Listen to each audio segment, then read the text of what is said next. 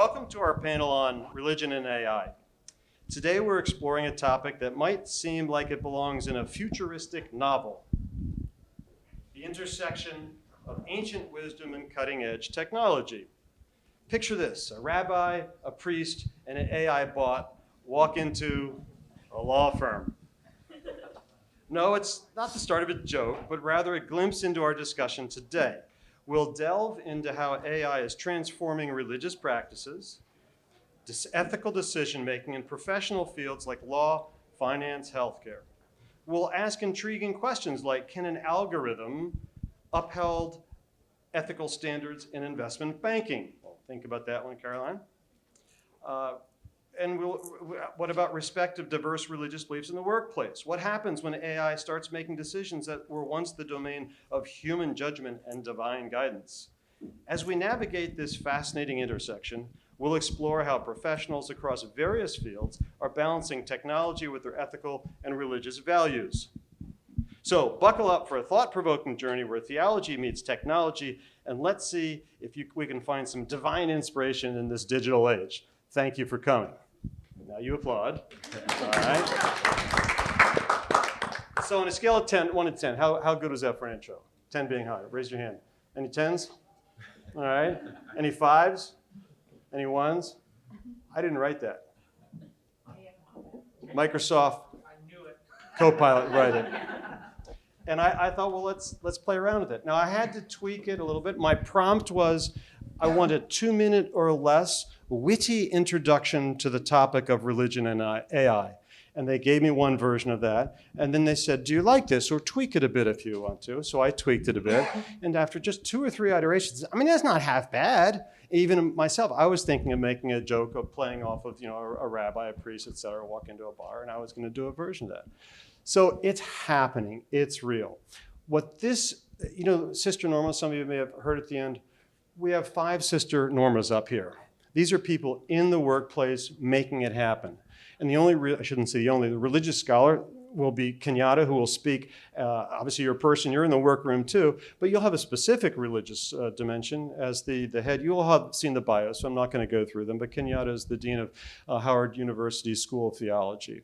So you're teaching these future young brains who are going to be dealing with this issue in a specific domain. But everybody else, you're working professionals outside the religious and academic domain. Seth, I want to start with you. So you're at Forbes, you run this crazy thing called the Impact Lab, and you're doing all sorts of fascinating things. Tell me a bit about what you're thinking about when you think of AI and religion. And so here I am asking a media guy that question. What do you think? Sure.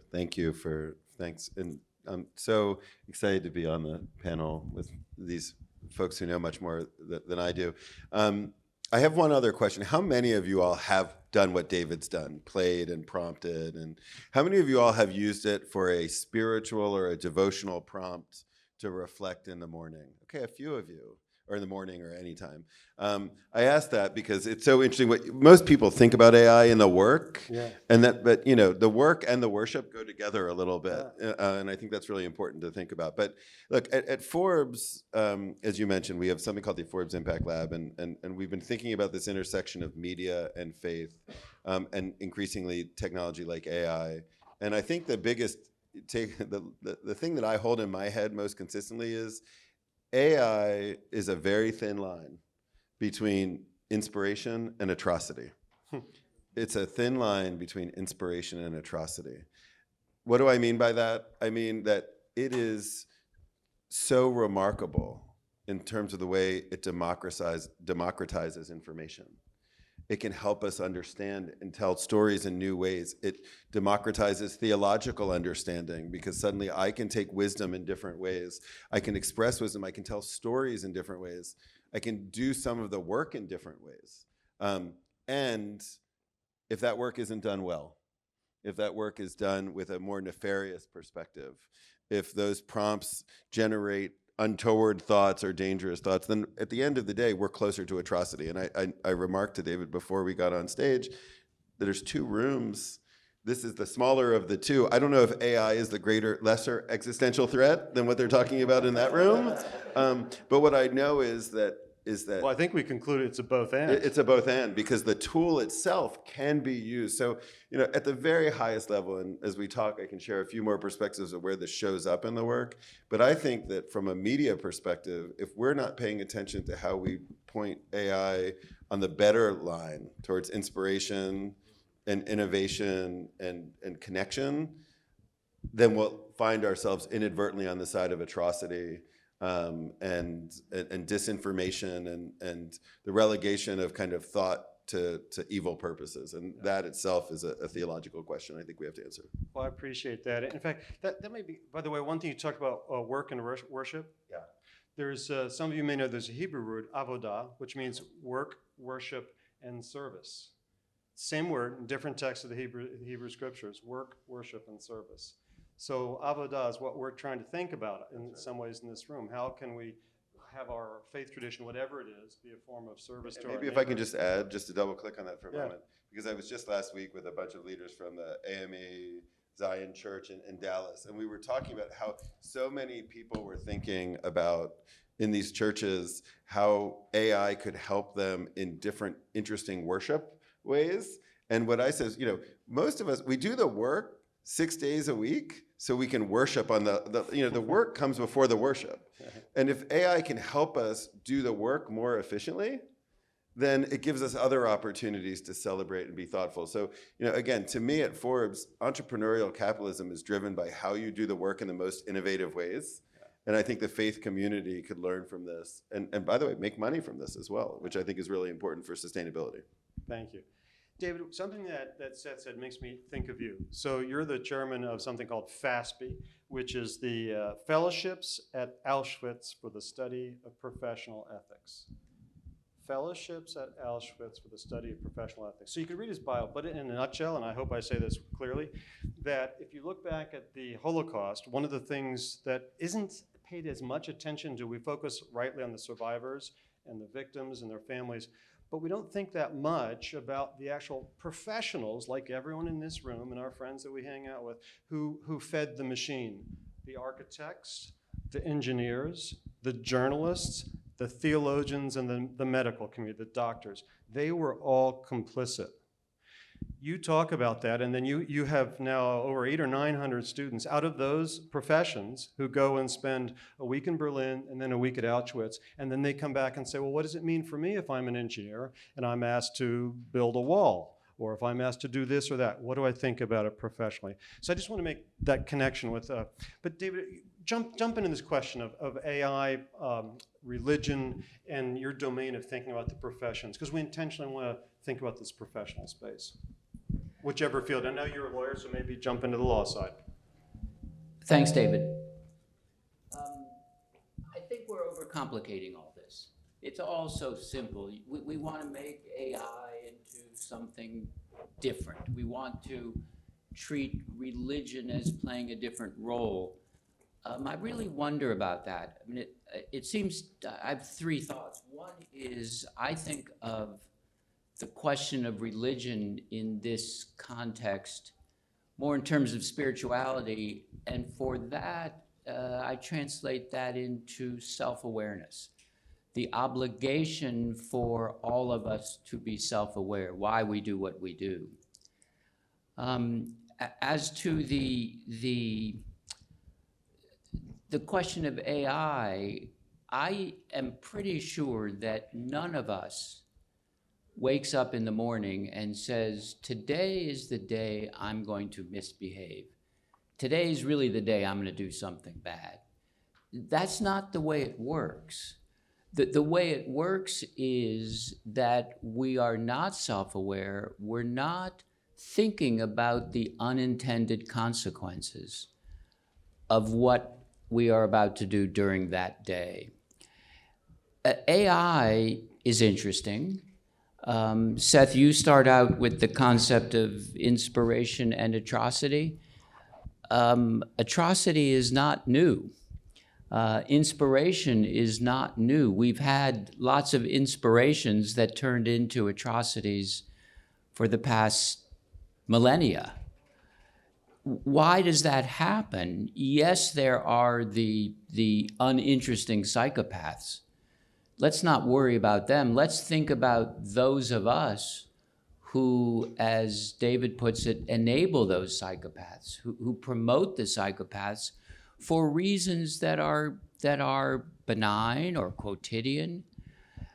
So again, I look at this as a simple question of our obligation, whether we are algorithmists or lawyers or doctors. It's an obligation to think about the unintended consequences of what we are working on.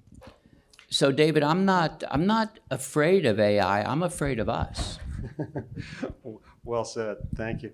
Nicole, you were nodding a couple times. You're an entrepreneur, you're starting a new business, you've been part of some very innovative things since graduating, leading teams and doing really neat stuff. Why were you nodding at some of what David said, and what's on your mind? Because let's face it, you and Nicole, you and Caroline, you're at the front end of this. We're all catching up. This is normative to you. What do you think? I think to Seth and David's points thus far, the key theme is largely that AI is a reflection of our humanness in some regard, right? So we're training it, and we're training it on the best of us. We're also training it on the worst of us. So my specific work, I founded a mental health curriculum company. I'm trying to bring basic behavioral health knowledge, the stuff you didn't learn in school, how much you're supposed to sleep, what your emotions are, how they physiologically show up, how to forgive, and talking about forgiveness if you went to a standard public school anywhere in the States. So the things you don't learn in school. I think while I'm nodding, AI terrifies me in two regards, but it also gives me hope in two places, very similar to what you were talking about. Where it's terrifying is I'm working with teen and adolescent youth, and we're facing a loneliness epidemic. And with that loneliness epidemic, you're addicted to your phones. You think your connection is through this phone, through this social media. If you create sort of AI companionship, or you have AI girlfriends, or whatever it might be out there in the world, you might just further this idea of isolating humans. And the second reason it terrifies me is so much of our mental health as a society is tied up in this idea of self-work based off of your work. So if you're a kid growing up and you think that your job is no longer going to be existing in 10, 20 years, another horrifying concept. So I think what gives me hope, though, on the more inspirational side and less on the atrocity side, is this idea that if AI can be used as this sort of ask, don't tell, it's not commanding individuals or becoming the companion, but rather a catalyst for that companionship. If it's teaching you how to moderate a conversation, if you want to go into conflict resolution, I'm fighting with my dad.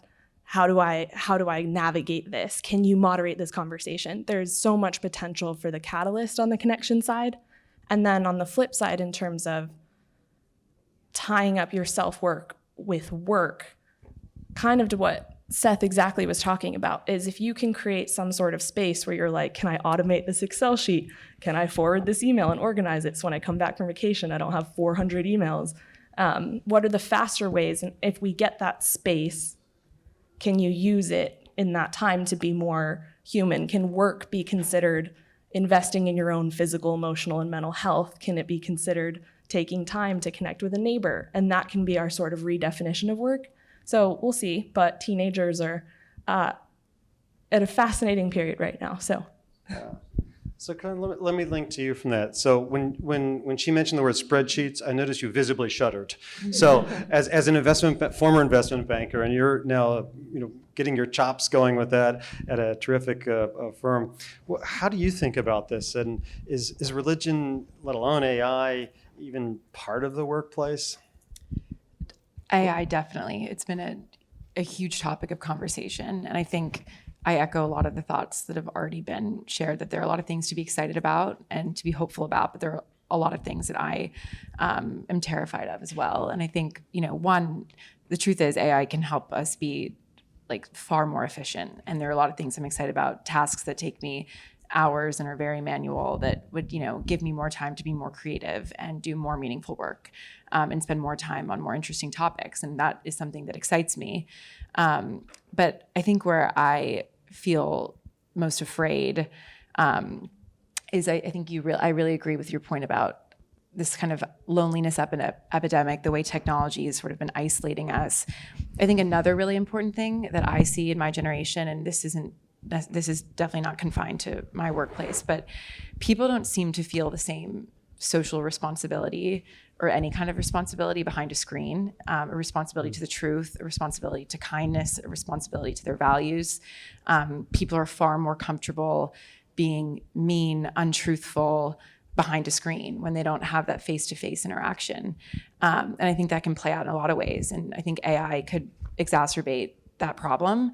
I think specifically in my workplace, it's very, relationships are key and trust are key. You know, our clients trust us to give them good advice. And if you think our longest clients or where we make the most money is where, you know, these companies really trust the partners on my deal because they've worked together for a long time and they have those relationships and they trust that they're going to give them honest, good advice. And I worry that AI might lead us to start cutting corners. And I think if you don't feel like someone is relying on you to give them good advice and you don't have that personal connection and that personal trust, you might be more comfortable not really holding yourself to the same standard and not feeling like there might be consequences to not being truthful and that you might let someone down. Those sort of more human feelings that come along with this job, I think, go away as we lean more and more on technology. But beyond just my workplace and the job, like I think a lot about, my generation, the way we use technology, the information overload, and it's really just the misinformation and news really scares me. And I worry that AI just is going to make, and it's like you said, it's not really an issue of AI as much as a reflection on our humanness, but I think it's going to make it a lot harder to navigate this misinformation crisis and fake news crisis that we're dealing with, where it's really hard to know what's truthful and what's real and fake as you sort of digest all of this information. And so, I think I really just worry about people not feeling as holding themselves accountable and feeling, I think, hiding behind a screen and relying on technology and relying on AI. People don't feel as strong of a responsibility to the truth, and they don't feel, the same need to do the right thing. Or it's easier, I think. It's harder to do. I'm trying to think how to phrase this. I think it's easier to not do the right thing when you're not sort of letting someone down in person or seeing the kind of actual consequences of your hide behavior. behind it and not see it. Yeah, hide behind a screen. As you see of TikTok, if you scroll on Instagram, these comments, these are strangers. It's honestly really just hard when I really pause and think about this is a stranger picking up their phone and spending time typing out words that are unbelievably hateful, often untrue, towards other strangers. And there's absolutely no way that if that person met the other person in person, they would have that same interaction. Yeah. A lot of people would never, say something. The bullies get free rein. There's some research that shows if you pull a drive-through ATM, that if you drive up and there's let's say $50 is sticking out and there's no one around, that you'll take it and you'll drive off. If you see a mother with 3 screaming kids in the back seat or someone else that pull up and they forget to take their money and they drive off, you'll honk your horn and stop them to give them money. So it's if there's a human, if there's a face, then we do the right thing. Otherwise, we might be tempted to not be truthful or honest. David, you look like you're dying to get in. Can you say it real quick? Because then I want to get Kenyatta going here. Well, Kenyatta will be more interesting, but I'll be the contrarian. Could you hold your mic up just a touch? Thanks. I'll be the contrarian here. I think we're using AI as an excuse. I couldn't read Shakespeare, so I read Cliff Notes. And that's what we're talking about. And I think that to think of AI, yes, AI may be the vehicle that makes this or that easier. But we go through evolution. And so I hear you. Let me push back on that a little bit. I think this is steroids now. It's not Cliff Notes. This is like an order of geometrically a bigger scale. One writer referred to AI is not God, but AI is like nuclear power. It's the most efficient, extraordinary way to generate power, but it is super dangerous if it falls in the wrong hand, it breaks. So I think it's an order of magnitude issue. The phenomena, I agree, is the same. But anyway, Kenyatta. So you are, by profession, a homiletician. For those of you who don't hang out in theological circles, that's the study of preaching, of words, of preaching the gospel in your tradition. You're also the dean of a theological school, and you're training future clergy and future theologians who are going to go out and influence the world. What are the things in your field as an educator, and in particular as a theologian, that excite you and just scare the heck out of you about AI and your students? Thank you, David. Thank you for having me, and thank you, panelists. It's a pleasure to serve with you on this day. Well, for me, as I think about it through the lens of theological education, it's always important to know what we're doing relationally, what we're doing to form people spiritually, ethically, and even in ways in which they are preparing to shape other minds, other folks who are churchgoers, those who will be doing work in chaplaincy and other civic and parachurch sort of settings. For me, as a homiletician, I think what excites me. What excites me is that AI creates more intergenerational conversation, right? You have an opportunity to allow the elders and the emerging young folk to talk in terms of mentoring one another. And I think that that's always a positive thing to have those conversations, to see those conversations at work and to see what comes of them. What is a bit more alarming and somewhat troublesome is that in my profession as a homiletician, there are really no shortcuts to doing things well, right? And because a homiletician has to wrestle with the text, try to find out its then meaning, its in between meaning, its now meaning, right? So exactly. So there's interpretive work, and then there's developing facility around technique, understanding religious heritage and how that relates to what one seeks to communicate to a particular people at a particular time. So you're wrestling with the whys, the hows, and all of these things come into play. I think for me, in respect to that work, the spiritual aspect of it, what is most concerning is that the work itself seeks to lead persons into the holy mystery. But I think we as humans, we seek to manage reality, right? As opposed to allowing God to invite us into God's reality, right? And doing that holy work, I think pushes against sort of our inclination to tell what God should do and has to do, to commandeer God in a way that accommodates our selfishness, self-centeredness, and ways of being in the world.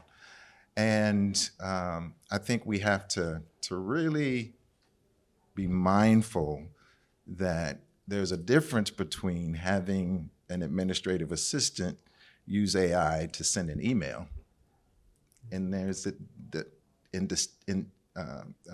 and distinguish that from using AI to write a sermon. Right, they're serving two different purposes. Can't you see? If you say, "Oh, how would you interpret this passage, this pericope?" Write a sermon in the voice of James Baldwin. Right. And let's say that there had been a machine learning, a large language model, so that the AI bot can preach just like James Baldwin. Of course, you're going to miss all the magic, but. Can you detect that? Are you worried about plagiarism? I think all educators are. So specifically, before coming today, I asked Gemini, which is Google's AI sort of analog to Microsoft. Write me an African-American sermon on justice and hope, right? Spit it right out. Got the title, Justice Delayed, Justice Denied, right? Preach. And, right, using the Isaiah passage, and essentially I asked 4 minutes. Give me a 4-minute sermon. It was very. Wait, I've never heard of a Baptist 4-minute sermon. I'm sorry. I gotta call I you didn't say out. Baptist. Oh, okay, fair enough. Episcopalian. There we go. Sorry. I gotta tell my Just rabbis kidding. to go do this Right, 4-minute sermon. right. It was compelling, but it was very bland in terms of it became more motivational speech as opposed to calling folks into introspection, right? Which I think good preaching sometimes does. It helps us to contemplate, reflect, but this was more citing Dr. King, citing James Baldwin, and how those voices should constitute models for us to engage one another in a way that's moral and ethical. Thank you, Kenyatta. Yeah. Won't the market then deny the success of it? The market's not going to accept those sermons. I think that's perhaps true, but are we beholden to the market in a way that we can't push against it? So I want to touch on 3 very quick points, maybe reaction. Super quick because we're hitting the clock. Yeah, already. very, very quickly. One, Maybe, yeah, go for it. just one, you get what you pay for with AI. So just, you mentioned Gemini, but like, it's like media. If you don't pay for it, you can't see how it's going to work. And I think that's critical. But I want to throw out something very provocative, and then maybe this is just the one point I make, which is, I actually think we're about ready to have a theological revolution that's going to happen because AI is going to democratize and create access to spiritual traditions. I'm a conservative, Reformed Jew that grew up in the conservative synagogue, but really is interested in neo-Hasidic thought and very interested in ritualism in the Catholic Church, and I love reading Sufi thought. I can create, at the very least, a knowledge partner on this. And when that hits scale, it is, if you look at moments in American history when revivalism takes great root, it is at moments of no longer and not yet, of deep uncertainty. And if we don't think people like the young people on the stage, or others of us, I consider myself young too, are spiritual seekers in a time of crisis with an enormous tool to shape, and that's not even to go into techno-theology and other issues. So what I'm just suggesting is, like, we're scratching the surface. I just want to appreciate the insights that everyone has been sharing. But like, this is as important to faith as the printing press. It's as important to faith as the printing press was, and the reproduction of Bibles. I think you're on it. In fact, let me share a couple things that are in this domain, and all the things you just said as a group. Some of you may be aware of this. I'm going to mention some different chatbots out there that have been trained on large language models. There's one called Text With Me Jesus. Yep. So you could text as if you chat with Jesus, and the way he responds is through taking biblical quotes from different passages, or you can chat with Mother Mary. It's like, oh really? Well, that's kind of, so who's picking which ones and what they're saying? You can ask what Paul says. So that's one. There's the Quran GPT. There's Bible AI. There's the Gita GPT. There's a Buddha bot. There's an Apostle Paul.ai. They're all out there. But remember, they're taught and trained on certain things. So who is picking them? What are they? There's, some of you may have heard of Father Justin. He was the Catholic bot. But then he kind of got defrocked because of course, it's a bot. It's not a person. He was asked, some people were goofing with him, can you perform a baptism with Gatorade? And he said yes. He got defrocked and reined in by the Catholic Church. I think it's called Ask Kathy is the Episcopalian model, but now that one's a bit more narrow. It's saying, it's just asking what within the Episcopal tradition, what is aligned with Episcopal teaching. So it's not trying to be a counselor like some of them are. It's not trying to be an interpreter. It's just saying here are essentially our policies and our corporate governance. So we're going to see these different specialty ones come out, which start bumping into human decision making. And how do we moderate those? How do we correct those? We all know about hallucinations, where, in fact, this Father Justin, he claimed that he was an ordained Catholic priest, which he wasn't. He was a machine, so he hallucinated. There's a guy named Max Anderson who talked about 3 different ways possibly to frame this conversation, and I kind of hear it in the various things you 5 have said. One as AI as a theologian on demand, which can be helpful, democratize it, like, hey, I could find some stuff out. But which theologian? What's his or her agenda? We all know that there's theologians amongst themselves squabble, even within traditions, let alone between traditions. The second way his framing is AI as demystification. Some of you might remember Max Weber's disenchantment of the world. So it's more access to people, it demystifies it. But again, there's this interpretive, exegetical thing that you talk about, Kenyatta. And the third is AI as God himself or herself. And there, that's sort of an extension of our consciousness. Will AI ever have a soul? Will AI have a conscience? And if so, who's taught it what that conscience should be? Carolyn, you're talking about the courage to do the right thing and not to cut corners. But if everybody else is doing it, why not? So there's an extraordinary thing. There's a future I think we're also going to see is there'll be machine learning to replicate what would Martin Luther say? What would John Calvin say? What would Maimonides say? What would Thomas Aquinas? So they'll be fed with all of Aquinas' work, all of Maimonides' work, or different rabbinic, pick the text, and then there'll be hypothetical conversations. So what would you say, Maimonides, if you were talking to Thomas Aquinas? Or what would Aquinas say if he were talking with Augustine? I mean, there's going to be exciting, scary things of hypothetical conversations, drawing on their own research and work. Now and then we'll even see a book today where an author with hard work, who might be a scholar of 2 different people, will put together a hypothetical conversation. One scholar did that between Freud and C.S. Lewis and put a hypothetical conversation. What would they have to say with each other? So this is some of what we're going to see. And I'm struck, and I appreciate both Carolyn and Nicole, you talking about loneliness. That is your new best friend, this bot, and what are they doing? And you've maybe seen some of the research. If you go into any college campus right now, what used to be the noisiest room at what time of day? The cafeteria, the dining hall. Go into those same dining halls right now, no one's talking to each other. So it's a strange world, but I think an exciting world. And what was the framing you used between inspiration and atrocity? I hope this panel has inspired you a bit to see the possibilities, but also that we as a community need to be mindful and professionals of the atrocities, of the misuse, and the scale of that misuse. Because it seems awfully authoritative when that chatbot gives you your answer within 4 seconds. You have a 4-minute sermon. Incredible.